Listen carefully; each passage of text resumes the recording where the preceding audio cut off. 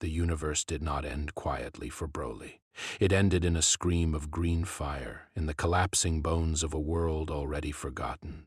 In a silence so deep it felt like the cosmos itself had lost the ability to breathe. His final blow tore through the fabric of what should have been reality, and where the rupture opened, an emerald vortex bloomed. It did not roar, it did not consume, it simply waited, patient in the way only ancient things can be, and drew him inward without resistance. He fell for what felt like centuries. Stars passed through him. Memories he could not name whispered against his skin. Somewhere in that endless descent, the raging engine of his heart slowed, as though the vortex itself had reached inside him and, for a single unfamiliar moment, told him to rest. When his eyes opened again, he lay upon cracked earth beneath a sky the color of old blood. Crimson clouds drifted across a horizon lined with mountains that had been broken by wars older than any language he knew. The wind carried the taste of iron and incense. Strange ruins rose in the distance, their pillars carved with the faces of champions he did not recognize, warriors from countless realms frozen forever in stone. For the first time in as long as he could remember, Broly felt something other than rage. He felt watched, not by an enemy, by the world itself. The land seemed to lean toward him, curious, cautious, as though the soil beneath his hands understood that something had entered it that did not belong. He rose slowly. His enormous frame cast a long shadow across the ridge. He tried to speak, but the words that formed in his throat were the language of a dead planet, and this realm did not answer to it, so he walked. He wandered without direction, past shattered altars and rusted weapons half swallowed by sand, and the silence walked with him. The silence broke when they came for him. Tarkatan's scouts poured over the ridge, their blade arms extended, their faces twisted with the hunger of things that knew only war. They mistook the giant stranger for a beast of Outworld, and they attacked with the certainty of predators. Broly did not transform, he did not roar. He met them with the calm of a mountain meeting the tide. A single sweep of his arm scattered the first wave like broken reeds. The survivors fled screaming into the dust, their cries carrying words he could not translate but whose fear he understood perfectly. High above, upon the fractured pillars of a temple half devoured by time, Shang Tsung watched. The sorcerer had witnessed centuries of champions rise and fall, and he had learned to measure them the moment their power touched the wind. Yet this one refused to be measured. There was no arcana within him, no realm energy, no blessing of the elder gods, no thread connecting him to the one being. He was a warrior without lineage, without permission, without place. And still his power pressed against the world like a second sun waiting to rise. Shang Tsung did not descend. He turned in a swirl of shadow and vanished toward the throne of Shao Kahn, carrying a warning that trembled even on his ancient tongue. This arrival, he would say, was either a weapon or a catastrophe, and perhaps both. Far above the mortal realms, the elder gods stirred. They felt the tremor. They felt a force that had crossed a boundary that should not have bent. Reality itself was recalculating, and the answer it returned was one they did not like. Then, in a sudden fracture of white lightning, the sky above Broly split open. Raiden descended, robes flaring, eyes burning with the storm of 1,000 years. He landed a stone's throw from the silent giant and stared into his face, uncertain whether he was looking at humanity's greatest hope or its final extinction. Raiden did not raise his hand. He did not summon the storm coiled beneath his skin. He stood in the ruined field and studied the giant before him, and for the first time in many long centuries, the god of thunder felt uncertain. The stranger's aura was neither divine nor demonic. It did not belong to any lineage that Raiden had ever charted. Yet beneath its terrible weight there was something almost fragile. A loneliness that reached across the ruin like a hand searching for a wall in the dark. Raiden spoke slowly, carefully, forming words in every language he knew, offering them one by one like small candles held out into a storm. Broly did not answer, but his shoulders shifted, his fists unclenched.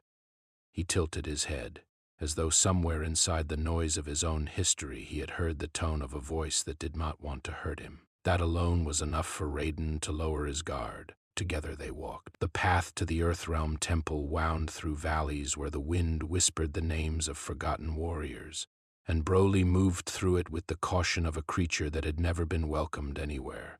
When they arrived, the champions of Earthrealm were already waiting. Liu Kang stood at the center, calm and unreadable. Kung Lao leaned upon his hat with narrowed eyes. Johnny Cage tried to smile and failed. Sonya Blade kept her hand near her weapon. Kenshi listened with the stillness of a blade in its sheath. Some among them saw a frightened giant, a warrior who did not understand where he had landed. Others saw a storm that had not yet chosen its direction. Broly said nothing.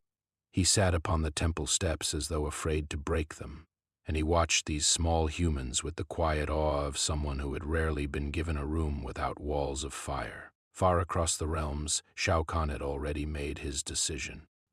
The Emperor of Outworld stood upon his throne of bone and iron, his hammer resting at his side, and he demanded the giant be brought before him, alive, unbroken. A weapon of such magnitude could not be permitted to belong to another. Shang Tsung, hooded and hesitant, dared to counsel restraint. He warned the Emperor that even the oldest sorcery could not fully measure this creature's energy, that whatever chained him could be shattered by the pull of a single thread. Shao Kahn dismissed him with the wave of a gauntleted hand. Weapons, he said, were tamed. They were not asked. And so the hunt began. Across Outworld, bounty hunters gathered their coin. Tarkatan warbands sharpened their blades. Shokan generals descended from their mountain halls, their forearms cracking with anticipation. Assassins moved like whispers through crowded markets, listening for rumors of the Green Titan. From every corner of every realm, hunters converged upon the giant who had appeared from nowhere. Broly did not want them. He did not want any of it. Each time they came for him, he tried to walk away. Each time they pressed closer, weapons raised, voices thick with hatred he could not translate. And each time the outcome was the same. Entire warbands fell in the space of a single breath. Shokan warriors were thrown across canyons like discarded stones. Assassins vanished into dust. Broly did not celebrate. He did not gloat. He simply stood over the ruin of what had come for him and asked, in a language no one understood, why they would not let him rest. Rumors traveled faster than any courier. In the taverns of Outworld, drunken soldiers spoke of a green demon who could not be wounded. In the temples of Edenia, priestesses whispered of a titan whose sorrow shook the ground beneath their feet. In the alleys of Earthrealm, thieves told tales of a warrior who defeated armies without understanding why they had attacked him. The stories twisted and with them grew fear. Some began to believe the elder gods themselves had sent this stranger, a new champion to end an age that had long since decayed. Others feared the return of the one being, that ancient dreamer whose awakening would swallow every realm into a single indivisible dark. Priests argued, prophets fainted. Astrologers marked the sky with trembling hands. In every temple, in every court, the same question echoed. What had arrived and what did it want? Broly wanted very little. He wanted the silence of the vortex to return. He wanted the crimson sky to stop pressing down on him. He wanted to sit somewhere no one recognized his face, and he wanted the memories that pooled behind his eyes to remain sealed. He did not know how to explain any of it, so instead he walked, and every step he took shook another rumor into being. Within the temple of Earthrealm, Raiden and Liu Kang debated softly through the long nights. Raiden feared that even offered kindness might not be enough. Liu Kang, gentler than his master by nature, suggested that perhaps kindness was the only thing that had ever been withheld from this warrior. Perhaps that absence was itself the wound. Kung Lao remained skeptical. Johnny Cage cracked jokes to hide his unease. Sonya prepared contingencies. Kenshi, blind to the world of eyes, listened to Broly's breathing and said only that the giant's heart carried more grief than rage, and that grief, when it broke, would break everything with it. In the shadowed halls of Outworld, Shao Kahn grew obsessed. Every failed ambush deepened his hunger. Every rumor sharpened his resolve. If the giant could not be captured, then he would be tested. If he could not be tested in war, then he would be tested in the oldest ritual the realms had ever known. Shao Kahn rose from his throne, and his voice thundered across every kingdom bound to his will. A tournament would be called, not for conquest, not for glory, but to measure a single warrior whose very existence had begun to unbalance the world. Mortal Kombat would resume, and it would resume for one purpose alone: to discover whether the Green Titan could be controlled. And in the silence that followed the Emperor's decree, the realms held their breath. The tournament grounds rose again from the mist of centuries. Banners unfurled across the courtyards of Shang Tsung's island. Braziers flared with flame that had not been lit since the last great cycle. Champions from every realm arrived in slow processions, their armor gleaming, their weapons humming with the old promises of victory or death. Scorpion came first, a specter wrapped in yellow fire, his chains coiled like sleeping serpents. Sub-Zero followed, his breath frosting the air with each measured step. Kitana and Mileena arrived together and apart, their eyes never quite meeting. Reptile moved unseen through the crowd. Baraka snarled at every shadow. Goro and Kintaro came shoulder to shoulder, twin mountains of Shao Kahn pride. Ermac drifted forward, a chorus of souls held together by will alone. Noob Saibot emerged from the darkness of the pillars. Jade stood tall and calm. Smoke lingered like a rumor. Sindel rose above them all, queen of a realm reforged in blood. Everyone expected glory. Everyone expected the old cadence of the tournament, the drums of ritual combat, the honor of blades tested against blades. What they received instead was the quiet, impossible presence of Broly. He was led into the arena in silence. He did not lift his eyes to the throne. He did not acknowledge the roaring crowd. He stood in the center of the stone circle and looked only at the sky, as though searching for the vortex that had abandoned him here. The first bell rang. The first challenger stepped forward, and the illusion of tradition began to unravel. Broly did not attack. He did not raise his fists. He simply watched, weary, patient, until the challenger struck.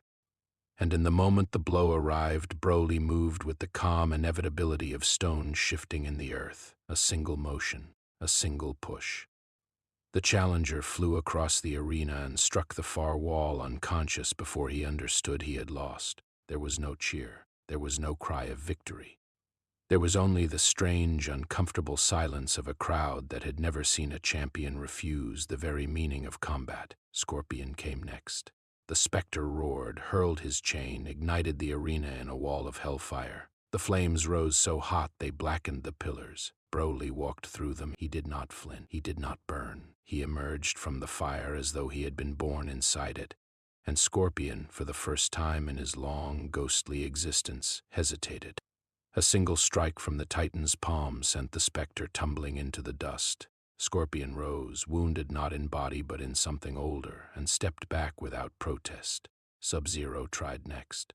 The Lin Kuei master unleashed the full weight of his ancestral cryomancy, sealing the arena in a fortress of ice. Spires bloomed from the ground. The air itself froze. Broly stood at the center of the storm and simply breathed. Then he opened his mouth, and a single roar shattered the ice into a million glittering shards. Sub-Zero did not fall. But he lowered his stance, and in his eyes there was something rare: recognition. The recognition of a warrior who understood he had met a force that would not be answered by any technique his masters had taught him. Ermac attempted what none had dared. He opened himself to the thousands of souls within him and hurled them all at once. A tidal wave of anguish designed to drown any mind that stood before it. Broly staggered. For a moment his eyes darkened. Then, slowly, he raised his hand and tore free through raw force, ripping the souls from him with a howl that carried more sorrow than fury. Ermac collapsed, his voices whispering in confusion, and the arena grew colder than any ice could ever make it. One by one they came. One by one they fell. Kitana's fans shattered against his shoulder. Mileena's size bent as though striking iron. Baraka's blades broke. Goro was flung across the ring like a discarded child. Kintaro roared and was silenced with a single open palm. Reptile was caught mid-leap and set gently on the ground, unharmed but disarmed. Noob Saibot's shadow dissolved. Jade's staff cracked. Smoke drifted apart and did not reform. Sindel's scream, the scream that had shattered mountains, broke against Broly's chest and echoed harmlessly into the sky. Every arena crumbled beneath the weight of his footsteps. Ordinary punches split the stone. Casual movements sent shockwaves through the tournament grounds. The very architecture of the island began to shift and groan, unable to contain what had been invited into it, and through all of it, Broly killed no one. Not one champion fell dead, not one heart stopped. He struck only what he must, and only enough to end each fight. When the fallen rose, he did not pursue. When the wounded retreated, he did not follow. It was as though the giant had made a private vow that no matter what this world demanded of him, he would not become the thing they clearly feared him to be. The crowd fell silent. The drums stopped. The old honor of Mortal Kombat, that sacred rhythm of blood and destiny that had defined the tournament since before empires had names, began to dissolve. Veteran warriors realized they were not witnessing combat. They were witnessing something outside the reach of destiny itself, something that had walked into their oldest tradition and, without malice, revealed it to be a very small thing. Shao Kahn watched from his throne, hammer resting across his knees, and for the first time in centuries he did not speak. His silence was heavier than any decree. He looked upon the giant who refused to kill, and a strange and unwelcome question began to press against the walls of his mind. Was this a monster he was witnessing, or was it a victim who had simply grown too large for any cage the realms had ever built? Shang Tsung stood behind him, hooded and hollow-eyed. He whispered nothing. He offered no counsel. He had seen enough. In the shadowed underbelly of the island, far beneath the arena, another observer was watching. Quan Chi, servant of Netherrealm, had felt something in the giant's aura that the others had missed. Beneath the calm, beneath the reluctance, there was a fault line, a crack shaped like grief. And Quan Chi, who had spent lifetimes learning how to widen such cracks, smiled in the dark. He had found at last a rage older than realms, and he knew exactly how to wake it. Raiden traveled that night to the place where the sky had first broken. The scar of Broly's arrival still hung above the wasteland, a slow bleeding wound that no wind could close. Fujin joined him upon the ridge, his cloak pulled tight against a wind that no longer obeyed the seasons. Together they stood before the fracture and listened. The elder gods answered from very far away, and their voices did not sound the way they usually did. They sounded uncertain.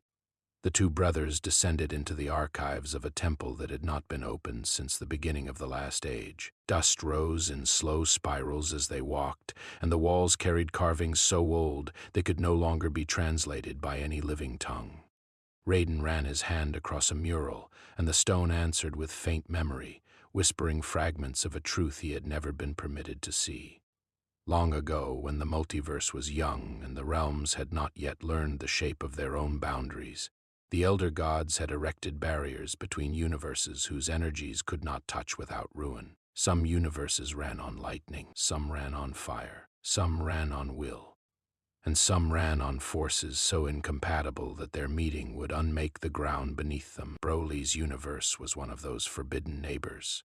His arrival was not a crossing, it was a rupture, and ruptures, once opened, did not close on their own. Fujin studied the etchings with growing dread. The barriers were failing, slowly, quietly. The fracture above the wasteland was not a single wound. It was the first crack in a much larger wall. If the giant remained, the barriers would continue to weaken. If the giant left, they might still fail. Either way, the balance had been touched by something that had no right to touch it. Raiden closed his eyes and felt the wind carry the truth into his lungs. The elder gods had not summoned Broly. The elder gods did not know who had. Far from the temple in the humid dark beneath Outworld, Quan Chi had begun his work. He did not confront Broly directly. He did not challenge him with steel or sorcery. He simply reached into the sleeping halls of the giant's mind while Broly rested upon a broken cliff, and he opened the doors that had been sealed the longest. Broly dreamed. He dreamed of Vampa, of the cold wind and the colder stars. He dreamed of his father, Paragus, whose voice had shaped him into a weapon while pretending to love him. He dreamed of the collar that had bound his rage, the shocks that had bent his spine, the promises that had been broken so quietly he had never noticed them being spoken. He dreamed of every transformation that had torn through him without asking permission, every voice that had called him monster before he had understood the word. Quan Chi did not need to plant these memories. They were already there, buried in a soil so deep even Broly had forgotten how to reach them. The sorcerer only had to loosen the earth, and as the memories rose, so did the storm. The legendary Super Saiyan energy began to evolve. It shifted in color. It deepened in weight. It stopped being a reaction and started becoming a language, a slow and terrible sentence forming across the sky. Across every realm, dark storms gathered. Rain fell in colors it had never fallen in before. Rivers ran backward for a heartbeat before remembering themselves. In the Netherrealm, the fires flickered as though startled. In Edenia, the flowers closed their petals in the middle of the day. Shang Tsung felt it first among the mortal sorcerers. He stood upon the parapets of his island and watched the sea churn against the cliffs, and he understood at last what the giant truly was. He had assumed Broly's power was fueled by hatred, by the simple engine of rage that drove so many warriors. He had been wrong. The giant's strength did not come from hatred, it came from pain. From every wound that had never been allowed to heal, from every kindness that had never arrived in time. The universe, in its terrible economy, had tied Broly's power to his suffering. The more he was hurt, the stronger he became. And the stronger he became, the more terrified the realms grew and the more they hurt him. It was a wheel that had been turning since long before he had a name, and Quan Chi was pushing it faster. Within the temple of Earthrealm, Liu Kang sat before a small flame and did not speak for a long time. Kung Lao waited beside him with the patience of a brother. Finally, Liu Kang lifted his eyes and said something quiet. Something that seemed almost small against the enormity of the storms outside. He said that he no longer saw the giant as an enemy. He said he saw someone who had never been allowed to choose his own destiny, someone whose entire life had been written in the handwriting of others. Kung Lao considered this for a long time, and then he nodded, though his brow remained troubled. Outside, the wind began to shift. In the deepest chamber of a temple older than the tournament itself, ancient inscriptions began to glow. Raiden and Fujin followed the light through corridors that had never before permitted them entry, and at the end of the final passage they found a wall of black stone carved with prophecy. The letters were not written in any single language. They shimmered between tongues, refusing to hold still. Yet the meaning came through with the clarity of a bell rung inside the chest. If the Green Titan embraces endless wrath, the wall read, every realm shall become one battlefield. Raiden lowered his hand. Fujin stepped back. The words were not a warning. They were a memory. Someone, somewhere, in a time before their time, had already seen what was coming. And they had left this stone here so that when the moment arrived, the gods themselves would know they had been late. Above the wasteland, the fracture pulsed once, slowly, like a heart preparing for a long and dangerous journey. And on the cliff where Broly slept, Quan Chi bent low and whispered into the giant's ear the last word he needed to hear. The word he had been denied all his life, the word that would break him. Remember. Broly opened his eyes. The sky answered. The transformation did not begin with a roar. It began with a whisper. Broly stood upon the cliff and let the whisper rise through him, past every scar, past every buried voice, past every promise that had failed to keep him. The green fire came slowly at first, as though even his own power was afraid of what it would become. Then it opened like a wound the size of a world. The cliff dissolved beneath him. The wasteland below flattened into a plain of glass. The crimson sky above split into ribbons of light that no eye had been built to witness. Broly rose into the air on a pillar of emerald flame, and every realm felt him rise. In Earthrealm, birds fell silent in mid-flight. In Outworld, the great war drums stopped without being ordered to stop. In Edenia, the queens knelt without knowing why. In the Netherrealm, even the tormented paused to listen. Quan Chi watched from a distance, and for the first time in his long career of cruelty, he felt uncertain. He had opened the door. He had not built the house behind it. Broly's legendary transformation reached heights that had never been recorded in any archive of any world. Muscle strained beyond what muscle was permitted to become. His eyes emptied of color and filled with a light so pure it hurt to remember. The green fire around him thickened into a second skin, and when he moved, reality moved with him, dragged behind him like a cloak he had not asked for. The first shockwave erased a mountain range. The second erased a sea. Entire regions of Outworld simply ceased to be, not destroyed, not burned, ceased. The maps would need to be rewritten by cartographers who had not yet been born. Shao Kahn's armies advanced once because Shao Kahn had commanded it, and then they retreated because no command could hold against the sight before them. Soul magic reached for Broly and dissolved. Blood magic sought a vein to grip and found none. Divine lightning fell upon him and glanced away as though embarrassed by its own weakness. Raiden hurled the storm of centuries into the giant's chest, and the storm returned to him like a child who had forgotten the way home. The realms began to touch. That was the horror of it, not the destruction, the touching.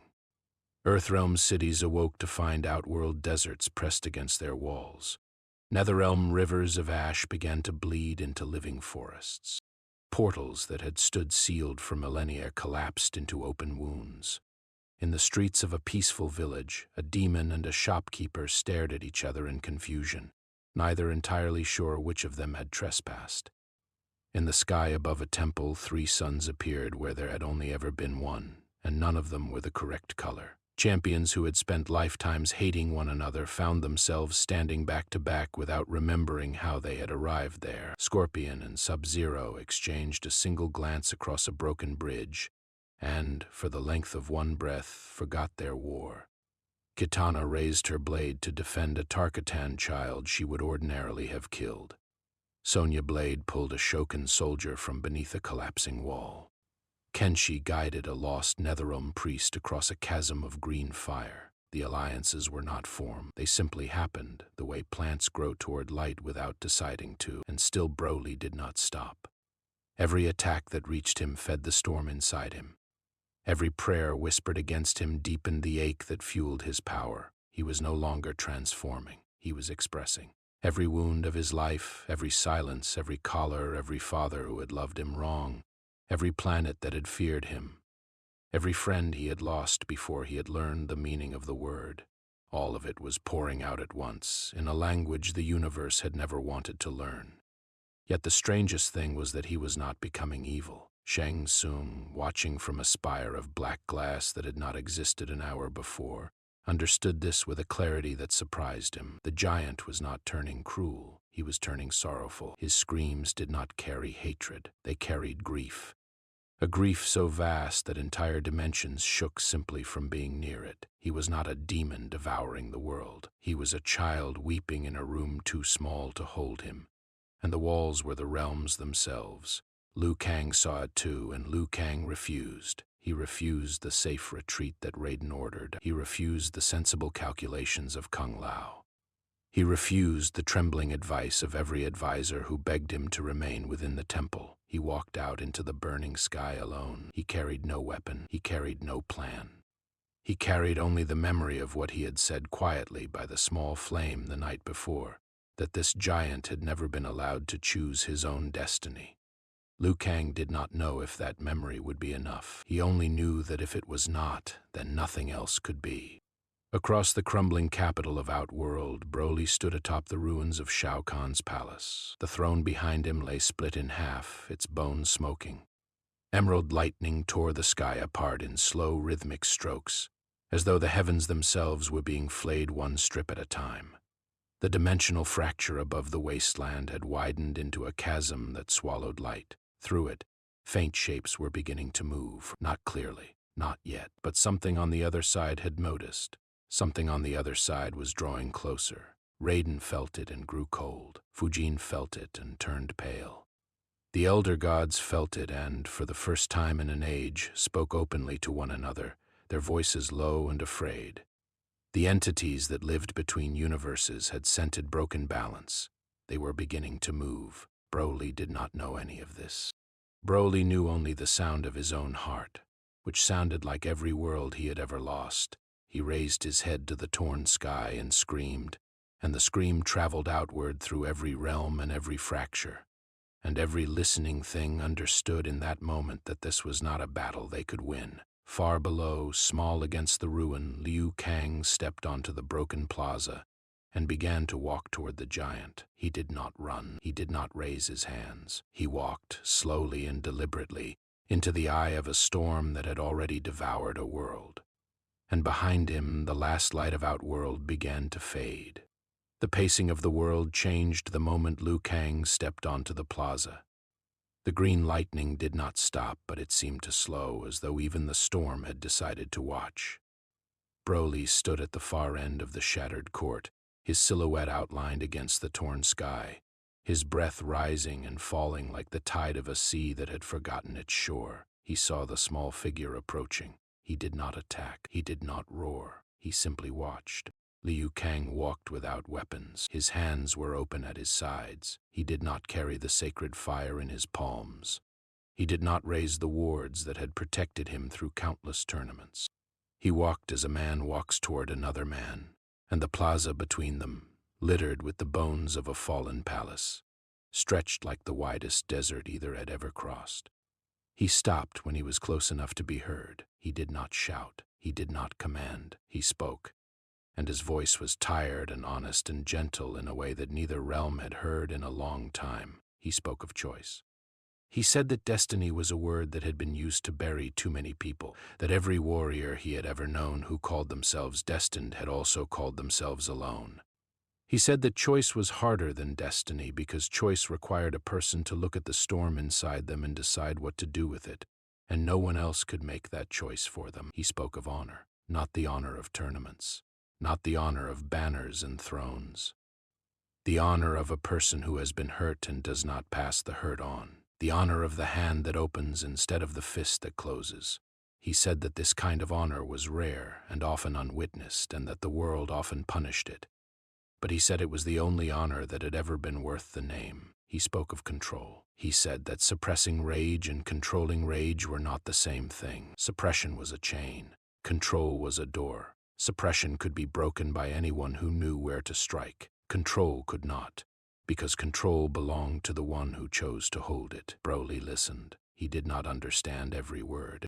Language was still a distant country to him, but he understood the shape of the voice. He understood the way the small man had walked toward him without weapons. He understood that this was the first time in a life he could barely remember that someone had approached him as though he were a person rather than a threat. Something moved beneath the storm inside him. A memory rose slowly. Chi-Lai, her face quiet and unafraid, her voice uncalculating. The strange kindness she had offered him without demanding anything in return. It had been so long since he had let himself remember her that the memory arrived like an unfamiliar guest, uncertain whether it was still welcome, and behind her other fragments surfaced. The taste of food shared without threat. A hand touching his shoulder in comfort rather than command. A moment, only a moment, when he had been allowed to simply exist without being weaponized. The green fire around him dimmed by a shade, not extinguished, only softened, as though the storm had, for the first time, been given permission to listen. Far above, Quan Chi felt his grip slipping. The sorcerer, who had spent lifetimes teaching himself to break minds with precision, watched his masterpiece begin to walk away from him. He hurled his final spell, an ancient rite drawn from a book that had been forbidden even in the Netherrealm, a chain of syllables designed to sever the last thread between a soul and its own will. The spell struck the sky like a whip and descended toward Broly with the certainty of a verdict. It never reached him. Shang Tsung stepped into its path, not in front of Broly, above him. The sorcerer of 1,000 faces raised his hands and caught the spell in a lattice of stolen souls, and his own body shook with the effort. He did not do it out of heroism. He said so aloud, in a voice that was almost amused. He said that the destruction of every realm would inconvenience his ambitions, and that a world without kingdoms was a world without thrones to steal, and that he had spent too many centuries preparing his own quiet plans to allow a Netherrealm mongrel to end existence itself. Yet whatever the reason, his hands held. Quan Chi's spell died in the lattice of stolen light. Across the burning plaza, something impossible began to happen. Scorpion and Sub-Zero stood together at the eastern gate, their old blood feud set aside like a coat too heavy for the weather. Their fire and ice worked in unison against the collapsing skyline. Katana raised her fans in defense of Mileena, and Mileena, blinking in confusion, did not question the gift. Jade and Sindel fought back to back. Kung Lao and Johnny Cage held a bridge that should have fallen long ago. Sonya and Kenshi cleared a path through the falling stones. Even Shao Kahn, glowering and furious, stepped down from what remained of his throne and swung his hammer at a wave of entropy that had begun to leak through the widening fracture. He did not fight for Broly. He did not fight for peace. He fought because his empire was his, and no dimensional wound was going to be permitted to inherit it. Yet he fought, and in that moment the realms held. The Alliance did not know it was buying time. It simply bought it. Every blow struck against the encroaching entropy. Every ward raised against the widening chasm. Every heartbeat purchased was a heartbeat Broly did not have to spend defending himself.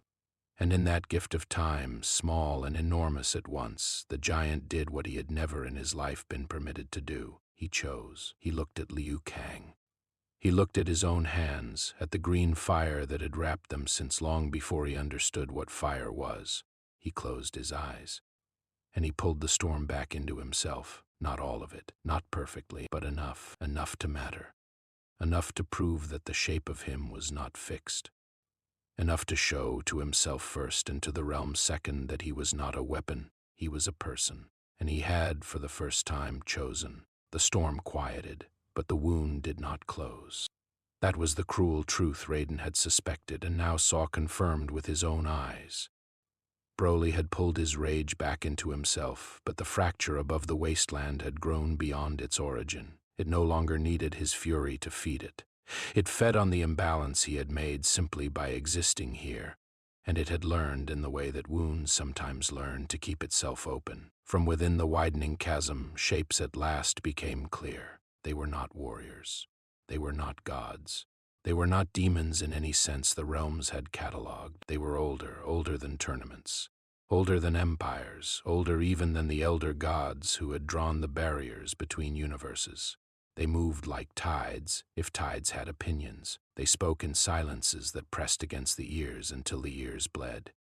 Raiden named them quietly so that others might have a word to hold on to, and the word he chose was entropy. They were not conquerors. They did not want thrones. They wanted only the slow undoing of every place where balance had once stood, because in their long, patient way of thinking, balance itself was an intrusion into a stillness they preferred. They came for the realms because the realms had cracked. It was as simple and as terrible as that. Every champion who could still stand took the field. There was no tournament this time. There was no ritual. There were no honored positions or ceremonial banners. There was only the front. Earthrealm's warriors stood beside Outworld's soldiers. Edanian archers loosed arrows alongside Shokan javelins. Tarkatan blades cut in the same rhythm as Lin Kui ice. Even the small folk, the villagers and merchants and children who had never been trained to fight, carried water and bandages and prayers to those who had. The purpose of Mortal Kombat, whatever it had ever been, was quietly revealed for what it should always have been. It was not conquest. It was not glory. It was the defense of existence itself. Broly walked into the storm with them. He walked at Liu Kang's side because Liu Kang had stayed. He had not left after the plaza. He had not asked for gratitude. He had simply remained near, the way a friend remains near, and Broly, who had never had a friend in the true meaning of the word, allowed the nearness without questioning it. Raiden watched them come, and he saw in the giant's face something he had not seen before. Not calm, not peace. Something rarer. Intention. Broly had chosen a direction, and he was walking toward it. The legendary Super Saiyan power ignited again, but the shape of it was different. The green fire that had once poured from him like blood from a wound now flowed like water from a river that had at last found its course. It was still enormous. It was still terrible, but it was aimed. He had turned his suffering into a tool rather than a leash, and the tool in his hands became something almost beautiful. Raiden channeled the storm of centuries. Lightning older than any recorded rain fell upon the encroaching entropy and stitched the sky where it had begun to tear. Liu Kang called upon the sacred fire of Earthrealm, and his flames burned with a warmth that reminded the realms of hearths and homes, and the reasons people had once wanted to protect each other. Scorpion opened the gates of Netherrealm and let his own hellfire pour outward, not to consume but to defend. And the specter who had for so long been a symbol of vengeance became, in that hour, a guardian of thresholds. Sub-Zero froze the widening dimensional fractures wherever he found them, sealing them one by one with cryomancy so precise that it looked like art. Katana and Milena fought without a single glance between them, and yet each knew where the other would be. Jade guarded the flanks. Sindel screamed at a shape of entropy that had begun to reach for a Tarkatan child, and the shape flinched and dissolved. Kung Lao's hat sang through the air like a razor prayer. Johnny Cage, of all warriors, held a shattered gate closed with nothing but his own body and the ridiculous certainty that if a wall would not hold, then a man would. Sonya coordinated flanks with the discipline of a general who had finally been given a war worth commanding. Kenshi walked ahead of the blind and led them by voice alone. Shang Tsung did the thing no one expected of him, and perhaps the thing that had always been waiting inside him. He gathered the centuries of souls he had stolen, the vast unlawful library of stolen lives he had spent so long hoarding, and he opened his palms and gave them back, not to their bodies, which were long gone, not to their homes, which had crumbled into dust. He gave them to the fracture. He fed the barrier with them, letting each stolen soul slip through his fingers as a small note of stability, a single stitch in a wound the size of the sky. It was not repentance. He would have refused the word. It was arithmetic. He simply preferred an existence that could still be plundered to a nothingness that could not, and yet the giving cost him. It aged him. It hollowed him. When the last soul left his hands, he was thinner than any sorcerer had a right to be, and his eyes, when they closed briefly, were the eyes of a man who did not entirely recognize himself. Shao Kahn fought too. He did not speak while he fought. He swung his hammer with the mechanical fury of a king who had realized, too late, that a throne is only as valuable as the room it sits in. He killed entropy with the same efficiency with which he had once killed rivals, and if there was anything close to humility in him, he kept it hidden beneath his helmet. Broly moved through the battlefield like a green sun learning to be a heart. He did not seek the largest enemies. He sought the places where the barrier was thinnest. He held them closed with his own hands, sometimes literally, sometimes with pulses of energy so precise that Raiden, watching, understood at last that this warrior had been more than power all along. He had only ever been asked to be power. Given a purpose, he became something else, something entire. Yet the fracture would not close from outside. Raiden felt this truth arrive in him like a cold weight in the chest. The wound had been made from within, and it could only be sealed from within. Something had to enter the fracture and hold the unstable dimensional energy inside itself. Something had to become the stopper in a door too wide for any hand. Broly understood before anyone said it aloud. He looked at Liu Kang, and Liu Kang, who did not lie now. He did not tell him it would be safe. He did not tell him he would return. He only nodded once and placed his hand upon the giant's arm and left it there for the length of a breath. Broly walked toward the fracture. He rose into the sky on a column of green fire that no longer roared. He opened his arms, and the wound reached for him. He let it.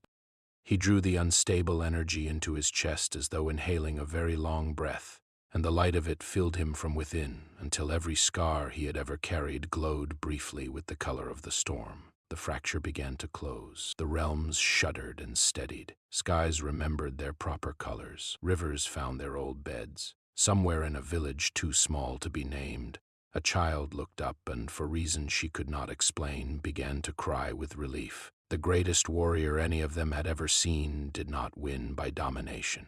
He won by carrying. He carried the wound inside himself so that the world would not have to. And as the last of the emerald light drew inward, Broly, who had never been given a home, became, for one impossible moment, the home a whole multiverse had needed. He hung in the sealed sky, silent and burning, and no one below dared to breathe. Peace did not arrive with trumpets. It arrived in the small ways that peace usually arrives, unannounced and easily missed. A wind that no longer smelled of ash. A morning that dawned in the correct color. A bird somewhere deciding it was safe to sing again. The realms exhaled slowly, cautiously, the way a body exhales after holding its breath so long that it has forgotten how. The tournament grounds lay abandoned. No one commanded their reconstruction. No one wrote decrees. The stones sat where they had fallen, and the banners hung in shreds, and the great arena that had for so long been the center of ritual violence became, without ceremony, a quiet place. Perhaps it would one day be a garden, perhaps a school, perhaps only a memory.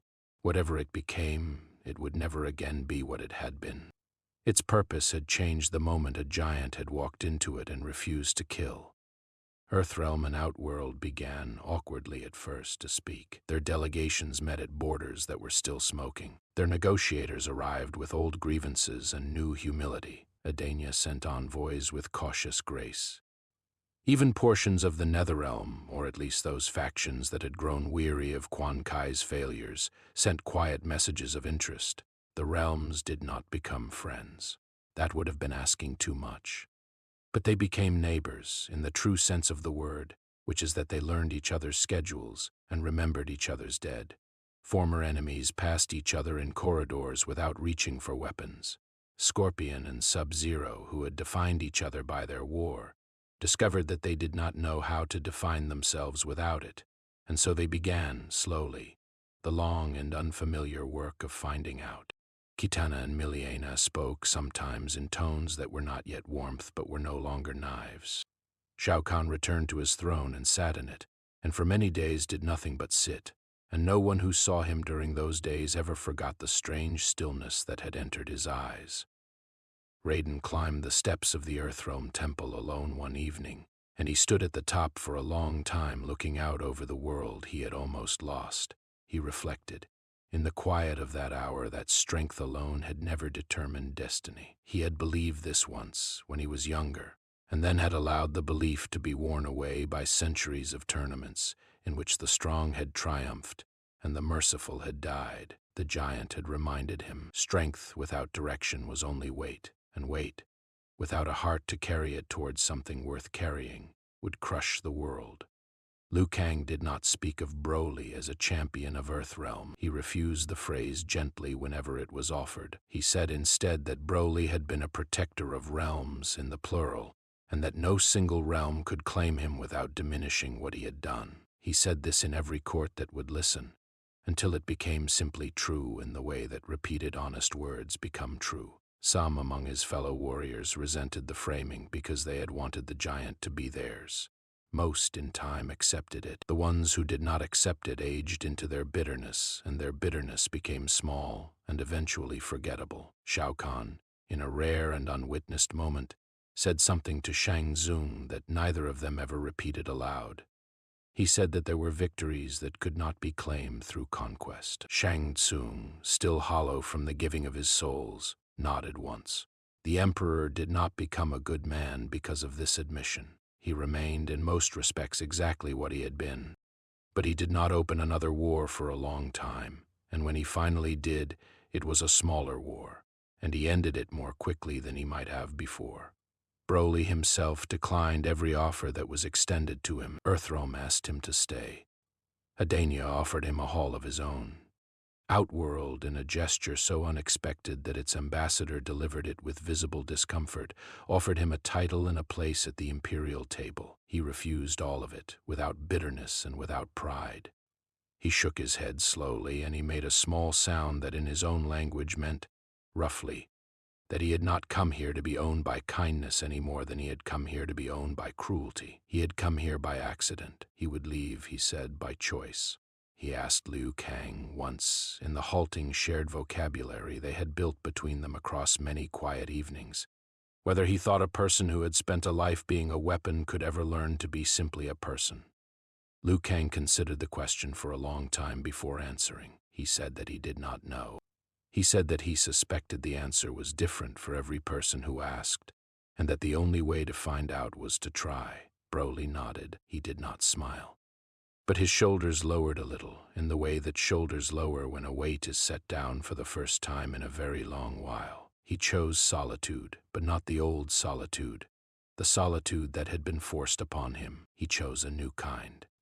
A solitude that came from finally understanding himself well enough to want his own company. He walked the borders of the realms for many days, and wherever he walked, small kindnesses grew behind him in ways no one could quite trace. A well that had run dry began to run again. A wounded animal was found sleeping peacefully in a place where no one had left it. A child who had been afraid to sleep began to sleep soundly. None of these events could be proved to belong to him. But the pattern was there for those who wished to see it. Legends began. Children spoke.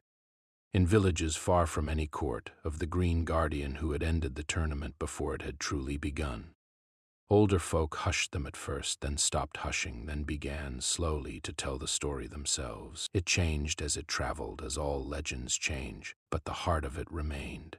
A warrior who had refused to be a weapon. A warrior who had chosen. The final portal opened without warning beneath a silent sky. It did not roar. It did not tear. It simply appeared, a slow circle of pale light resting a few paces above the earth. Patient as a friend who had been waiting a long time and did not wish to seem impatient. Broly stood before it in the last hour of a quiet dusk. Behind him, the realms he was leaving spread outward in the direction of homes he had never had. Before him, the light offered nothing but light. Raiden stood a small distance away. Liu Kang stood a small distance farther. They did not crowd him. They understood that this was a doorway, and that doorways deserved a certain kind of silence. Raiden spoke when he spoke in the quiet register he reserved for the most honest things. He told the giant that no one, not even the elder gods, truly understood what force had first brought him here. The portal might return him to the universe he had lost. It might carry him somewhere entirely new. It might, in the way portals sometimes did, bring him only to another version of the same question he had been asking all along. Raiden could not promise. He would not lie. Broly nodded. He had come to this world without knowing the shape of it, and he would leave in the same way, and there was, he understood now, a kind of freedom in that. He looked at Liu Kang for a long moment. He did not speak. Liu Kang did not speak either. Some goodbyes are held in the eyes. He stepped through the portal. The light closed behind him without sound. The sky above the tournament grounds settled into the color of an ordinary evening, and for the first time in a very long time, it was allowed to be ordinary. But far beyond the visible sky and the void between realms, unseen watchers stirred. They had felt the fading of the emerald energy the way a hunter feels the scent of a departed animal. They knew now, with certainty, that the barriers separating universes had been weakened. They understood that the giant's arrival had not been an accident. It had been the first sign of a much larger convergence, a slow tide that had already begun to gather, and that would in time reach every shore. They did not speak. They did not act. Not yet. They only watched, and their watching had the patience of things that measured time in ages rather than years. Back in Earthrealm, on the restored grounds of the old tournament, Liu Kang walked alone through the twilight. The stones had been cleared. The banners had been folded away. Grass had begun, tentatively, to grow between the cracks. He walked without purpose, letting his feet carry him, and it was not until he had almost reached the far edge of the field that he saw the small light in the earth. He knelt. A single green crystal was embedded in the soil, small enough to fit into the palm of his hand. It pulsed once as he watched, a slow and gentle pulse, as though a heart he had known was reminding him that it still remembered him. Then it fell still. He did not attempt to remove it. He understood somehow that it belonged where it was. A fragment of an indomitable spirit had become part of the realm, quietly, without ceremony, and it had remained there for as long as the realm chose to remember. He stood, at last, and looked toward the horizon. The final narration of that hour, if there had been anyone left to narrate it aloud, would have said this. The Mortal Kombat tournament had not ended because Broly had defeated every challenger. It had ended because his presence had forced every warrior to ask a question they had spent lifetimes avoiding. What was the tournament meant to protect? What was worth defending? And at what cost and by whose measure? The old answers had failed. New ones had not yet been written. Perhaps they never fully would be. But the question had been asked, and the asking of it had changed everything. Somewhere far beyond the known multiverse, in a place that could not be pointed to by any map ever drawn, another ancient power had begun to move. It did not yet have a name that the realms would recognize. It did not yet have a face that any prophecy had described. It had only a purpose. It was searching for the warrior who had shattered the balance between worlds. It had not decided in its long, slow deliberation whether it wished to make him the greatest guardian reality had ever known, or the spark that would ignite the next multiversal war. The wind moved across the empty tournament grounds. The green crystal pulsed once more and did not pulse again. Somewhere a door was being drawn.